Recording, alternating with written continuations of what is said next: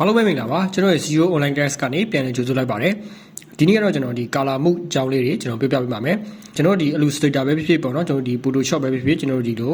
document လေးတွေကျွန်တော်ယူလိုက်တဲ့ခါကျတော့ရှင်ဒီလိုကျွန်တော်တို့ရဲ့ဒီလို box လေးမှာပေါ့နော်ဒီ color မှုလေးရွေးခိုင်းတာလေးတွေ့ရလိမ့်မယ်ပေါ့နော်Okay မိတ်ဆွေတို့ပျောက်နေရဆိုရင်ဒီက event option လေးကိုဒီလိုလေးပိတ်မိထားလို့ဖြစ်လိမ့်မယ်ပေါ့နော်ဒါလေးကိုတစ်ချက်နေလိုက်လို့ရှိရင်ဒီလိုပုံစံလေးတွေ့ရလိမ့်မယ်ပေါ့နော်ဒါကျွန်တော်ရှိမှာတော့ဒါ Illustrator မှာကျွန်တော်ပြပေးနေရပါပေါ့နော်ဒီမှာဆိုရင်ကျွန်တော်ဒီ color mode ဆိုတာလေးရှိရပေါ့နော်ဒါလေးကိုကျွန်တော်ရွေးလိုက်မယ်ဆိုရင်ကျွန်တော် color mode 2မျိုးရွေးလို့ရမယ်ပေါ့နော် RGB color နဲ့ CMYK color ဆိုပြီးမှကျွန်တော်ဒီ color mode 2မျိုးရွေးလို့ရလိမ့်မယ်ဒါဆိုမိတ်ဆွေတို့ဒီ RGB color နဲ့ CMYK color ဘာကိုကိုစားပြရလဲဒီနှစ်ခုကဘာတွေကွာခြားလဲဆိုတာလေးကိုဒီနေ့ကျွန်တော်ရှင်းပြပေးပါမယ်ဟုတ်ပြီလို့ဆိုရင်ကျွန်တော်ဒါလေးကိုလေ့လာကြည့်ရအောင်ပေါ့နော်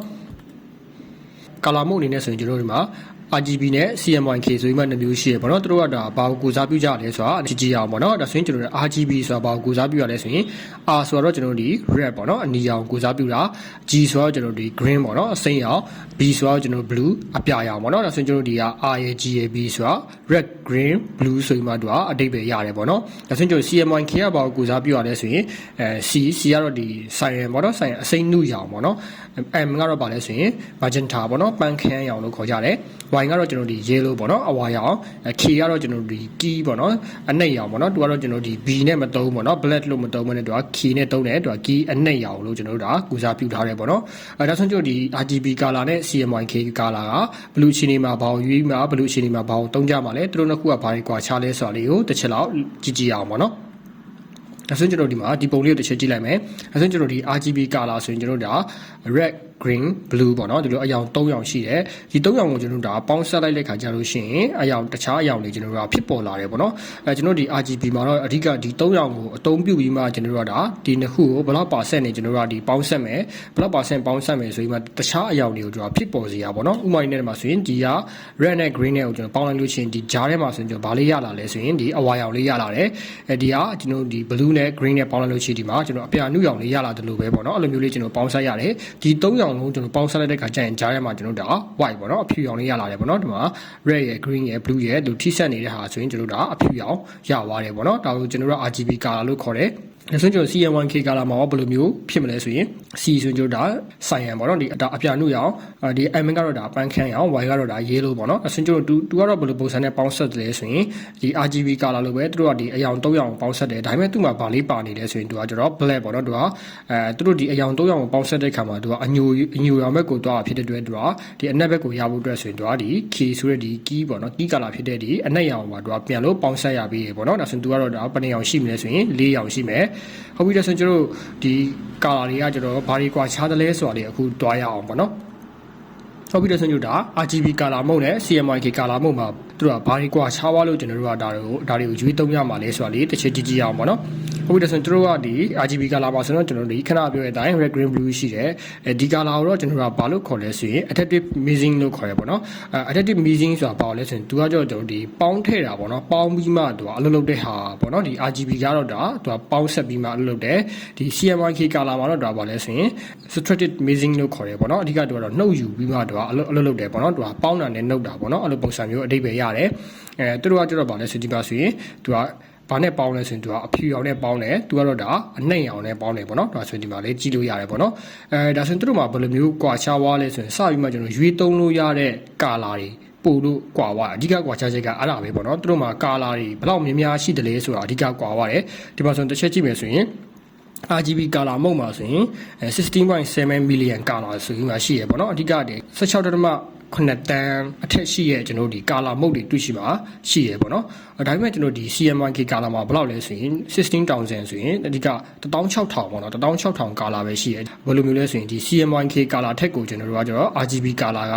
ကတော်တော်ကြီးကိုများတဲ့ color တွေပိုင်ဆိုင်ထားတယ်အဲ့အတွက်ကိုကျွန်တော်တို့ကဒီ RGB color ကိုတော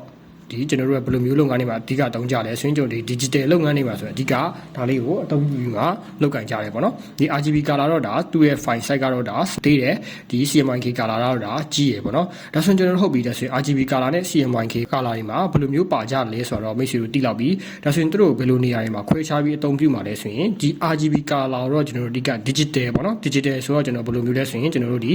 ကိုက Facebook ပေါ်မှာကျွန်တော်တို့ကဒီ post တွေတင်မယ် marketing အရာကိုယ့်ရဲ့ဒီ design တွေကျွန်တော်ကဆွဲ ဆွဲပြီးမှဒီ Facebook ပေါ်မှာအဓိက digital platform ပေါ်မှာကျွန်တော်တွားတင်ရတော့မယ်ဆိုတော့ဘာလေးကိုသုံးပေးလဲဆိုရင် RGB color လေးကိုသုံးပေးဘာလို့ကျွန်တော်တို့ကဒီ RGB color ကိုဒီလို digital လုပ်ငန်းတွေမှာကျွန်တော်အသုံးပြုခိုင်းလဲဆိုရင်ကျွန်တော်တို့ရဲ့ဒီ TV screen တွေ phone screen တွေကလည်းဘာကိုပဲအသုံးပြုထားလဲဆိုရင်ဒါ RGB color ကိုပဲအသုံးပြုထားဖြစ်တဲ့အတွက်သူနဲ့ပိုလို့ကြိုက်တဲ့အရာဖြစ်တဲ့အတွက်ကျွန်တော်တို့ကပိုလို့တက်တောက်လေးနဲ့ကျွန်တော်အယောင်ဆူဆူလေးတွေပိုလို့ရလိမ့်မယ်ပေါ့နော်အဓိကကျွန်တော်ဘယ်လိုမြတ်ထားရမလဲဆိုရင်အဓိကကျွန်တော် digital နဲ့ပတ်သက်တဲ့ဒီ online platform တွေမှာကိုကဒါလေး post တွေပါတင်တော့မယ်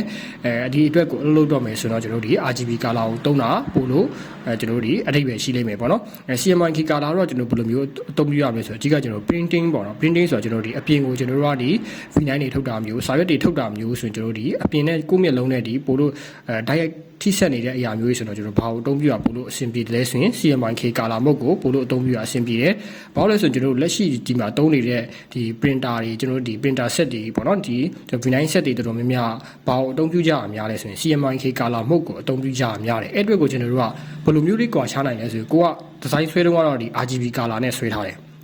ဒါပေမဲ့ကျွန်တော်တို့ထုတ်လိုက်တဲ့အခါကျရင် CMYK color mode ကိုသူကပြောင်းပြီးမှထုတ်တာဖြစ်တဲ့အတွက်ဒီ CMYK color မှာအယောင်နဲတယ်နဲတဲ့အတွက်သူ့ရှိမှမရှိတဲ့အယောင်တွေဆိုရင်သူကအယောင်တွေ short ပြီးမှသူကတုံးသွားတယ်တုံးသွားတဲ့အတွက်ကိုဒီဇိုင်းဆွဲထားတဲ့အတိုင်းသူကမရလာဘဲနဲ့အပြင်မှာဖြစ်နေတတ်တယ်ဆိုရင်အယောင်တွေနှုတ်နေတာမျိုးပေါ့နော်မင်လေးဖြစ်နေတာမျိုးတွေကြုံတွေ့တတ်ရတယ်အဲ့တော့ကိုကျွန်တော်တို့ကဒီဒီဇိုင်းစဆွဲတွေကကိုကဘယ်ပုံကိုတင်ပါလဲပေါ့နော်ဥပမာကိုက online ပေါ်မှာပဲတင်ပါလားဒါမှမဟုတ်ကိုကအပြင်မှာ PPT အနေနဲ့ထုတ်မှာလားဆိုရင်ကကျွန်တော်တို့ကဒါကိုခွဲခြားရမယ်ပေါ့နော်အဲ့တော့ကိုကျွန်တော်တို့ဒါခွဲခြားပြီးမှကိုစဆွဲကလေးကကိုဘယ်မုံနဲ့အသုံးပြုပါလဲဆိုတာကိုရွေးချယ်ရမယ်ပေါ့နော်အဲ့တော့ဆိုတော့မိတ်ဆွေဒီကိုအကြံမြင်လောက်တော့နားလည်ပါပြီထင်တယ်ဒါဆိုရင်ဆက်ပြီးမှဒီနှစ်ခုကွာခြားချက်လေးကိုတစ်ချက်လောက်ကြည့်အောင်ပေါ့နော်ဟုတ်ပြီဒါလေးကိုကြည့်လိုက်လို့ရှိရင်တော့မိတ်ဆွေတို့ဒီ RGB နဲ့ CMYK ဘယ်လောက်ကွာခြားလဲဆိုတာသိရလိမ့်မယ်ပေါ့နော်ဒီကြားထဲကဒီအစိမ်းရောင်လေးကိုပဲကြည့်ပေါ့နော် RGB ပါသူကအယောင်လေးကပိုလို့များတာဖြစ်တဲ့အတွက်သူကဒီမှာတောက်လေးရတယ်ဒါအစိမ်းချင်းစိမ်းတူတာပဲကျွန်တော်တို့ဒီတရောင်လေးကိုပဲကျွန်တော်တို့ဖျောက်ထားမယ်ဆိုရင်ဒါပါပဲလဲဆိုရင်ဒါအစိမ်းပဲတစ်ဘက်ကလည်းပါပဲလဲဆိုရင်ဒါအစိမ်းပဲဒါပေမဲ့အခုဒီနှစ်ခုကိုရှင်းကြည့်လိုက်တဲ့အခါမှာတစ်ဘက်ကအစိမ်းကပိုလို့တောက်လေးရပြီမှာတစ်ဘက်ကဟာတော့ကျွန်တော်တို့ဒါ